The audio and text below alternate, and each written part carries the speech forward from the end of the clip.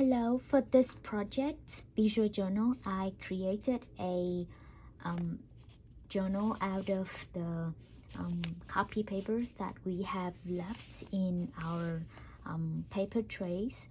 And the topic that I decided to explore is called social harmony in education.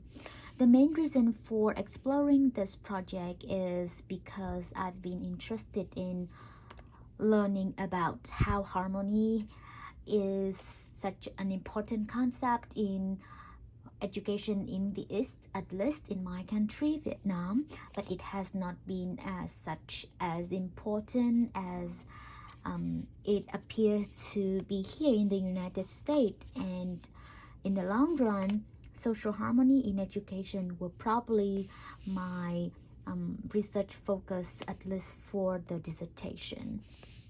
I started with 4 questions. How is social harmony conceptualized in different societies? Does social harmony inform education or educational policies?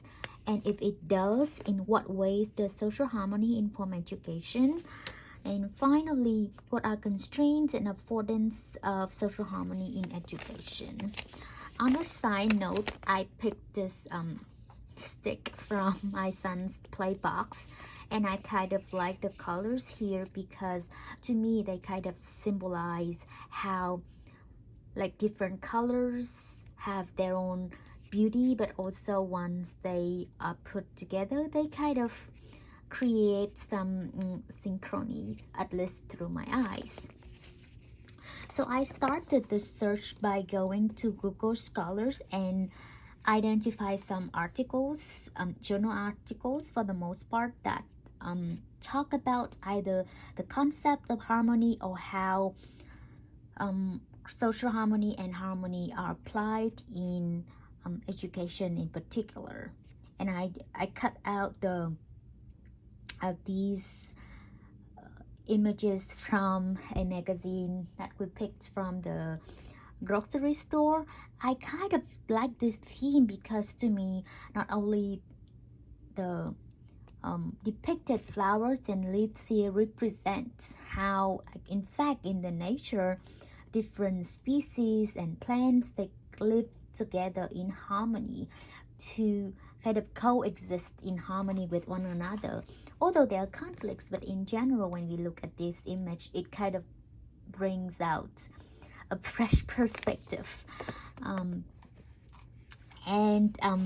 Based on the search, I categorized the literature into 3 main parts.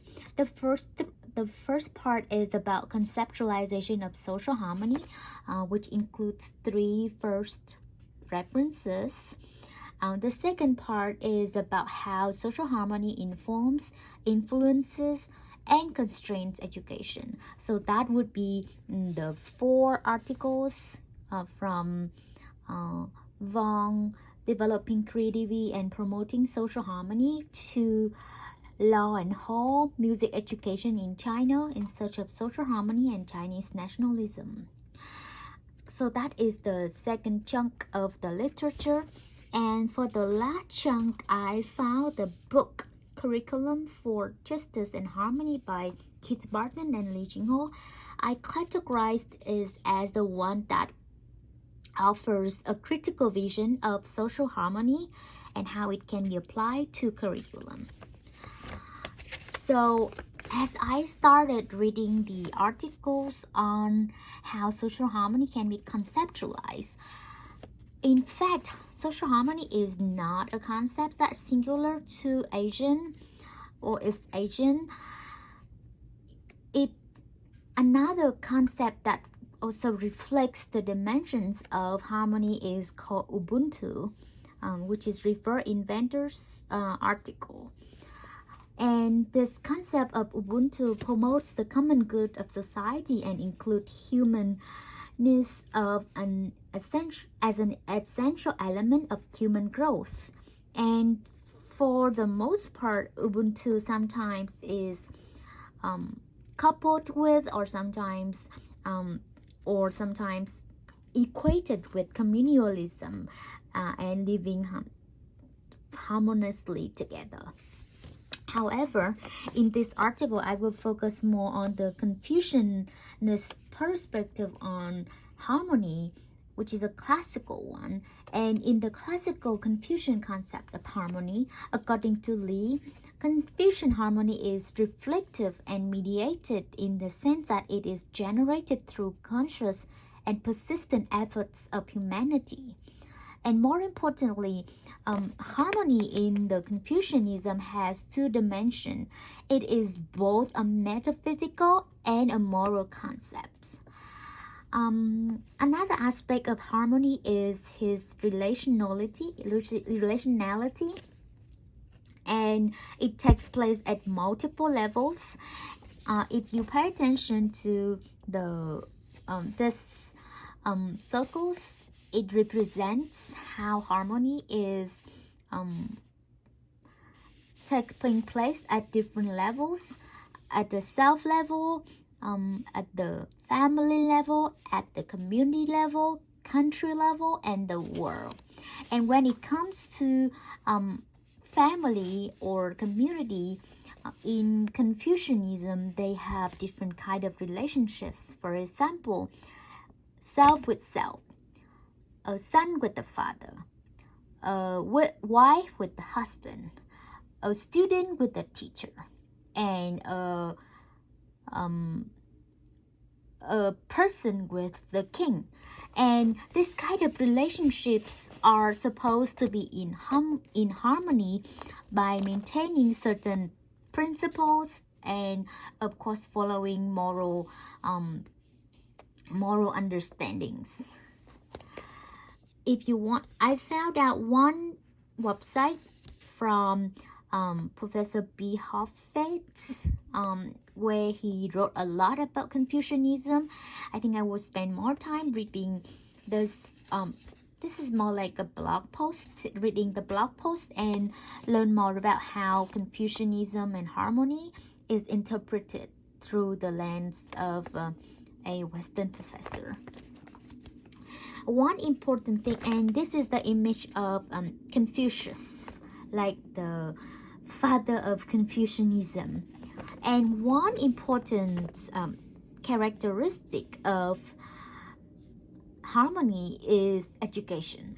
And in Confucianism, education is understood as an essential tool for building a good character, not primarily for building up one's physical power to conquer what's unknown, but for the ability to cooperate with others and to be in harmony with the nature and the universe. So this level of harmony will be corresponding with the level 5, which is in harmony with the world and the surrounding environment. So the next part is me trying to brainstorm how harmony is kind of interwoven or influenced through education and curriculum. So what I did here was to pick out keywords that I found from the readings, printed them out, and stick to the notebook. To me, these keywords will guide my thinking and my brainstorming about how harmony and social harmony are related to the curriculum, or even serve as the educational principle for education. So, for example, one interesting paper is Ip's paper about social harmony, and the author questioned, is a harmonious society the same as a happy society, or is a happy society a harmonious one? And interestingly, the answer is neither nor. And the concept of harmony, as understood by the participants in the research, seemed to be more complex, not just happy, but also complex in its nature, because happy can come in different forms, and happy doesn't mean harmonious. That's the most defining that from that article. in another article, Hall talk about how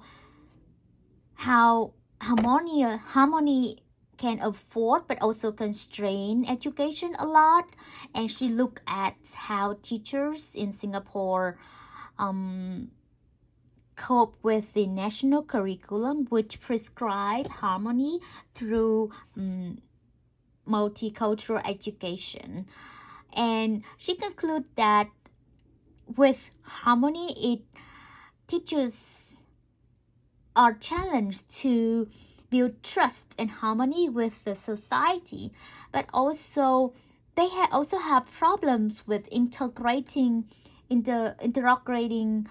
entrenched interest, institutional inequality, and unequal power relations. And finally, in Dang's article on how gender roles are presented in the curricular, she concluded that as the concept of harmony is very entrenched in Vietnamese education, the representation of gender roles in the moral education textbook kind of echo the general discourse about harmony, but a very rigid one in which gender roles for boys and girls are prescribed, and each gender has certain roles. For the most part, female are in the more passive and submissive roles, while male are more in active and more in kind of ruling roles. So, and just to note on some of the decoration that I took here, I took these from the magazine again that we took from the grocery store. And to me again, this image represents how we as human beings should live in harmony with not just with ourselves, with other people, but also the outer world. And finally is about the critical harmony part. The critical harmony part, I really took it from the Curriculum for Justice and Harmony book. And in that book, Barton and Hall cited Parker's famous quotes. How do people live justly together? So there are two parts in here, to live justly and to live together. And Barton and Hall suggested that the living together part should represent harmony, and the live justly represent the critical part. And their suggestion about critical harmony is more action-oriented, in a way that they suggest teachers and schools should engage students in the deliberative actions, in which students are encouraged to discuss community issues such as housing inequality or LGBTQ marginalization. Their point of view is very interesting to me because they did not barely take a social justice view which is mostly coming from the West. They also take into consideration of the concept of harmony, which is from the East, and suggest a more kind of balanced way to incorporate harmony into the curriculum. And to me, the idea of critical harmony is thought-provoking and seems to be more doable in the context like in Vietnam or East Asia. And I just found this image from the internet, and I kind of believe that these kind of holding these hands up image represents what I believe as the elements that create or that constitute critical harmony, such as trust, equality, freedom, hope, peace, justice, rule of law, dignity, prosperity. So far, this is my book about social harmony in education, and it has been such a very interesting journey. I started from just being curious about the topic and gradually find out some articles that talk about it, and through that I try to categorize the article into different groups to orient my thinking. And finally, I would not say the book Curriculum and Justice offer an absolute answer, but it seems to be a feasible approach to include critical social harmony in the curriculum. And this will continue to be an ongoing quest, and I will pursue this project.